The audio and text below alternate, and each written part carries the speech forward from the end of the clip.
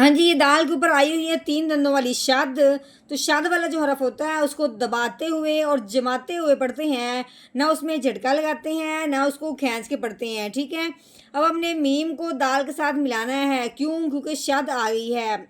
शद वाला जो भी हरफ होता है वो पिछले वाले हरफ को उसके साथ मिला देते हैं। अब हमने मीम को दाल के साथ मिलाना है दबाते हुए, तो फिर किस तरीके से पढ़ेंगे?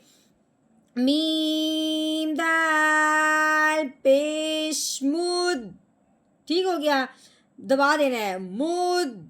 हाँ जी, आगे दाल के ऊपर जबर भी लगी हुई है, आगे ता देखा है, ता के ऊपर जज़म लगी हुई, ये हो गया ता साकिन, ठीक है। साकिन हरफ जहाँ भी आए वो पिछले वाले को उसके साथ मिला देते हैं, ठीक है। अब हमने दाल को ता के साथ मिलाना है। दाल ता जबरदस्त मुद्दत, ठीक हो गया। इस तरीके से हमने इसको अदा करना है। दाल को दबाना है, उसके बाद दाल को आगे ता के साथ भी मिलाना है।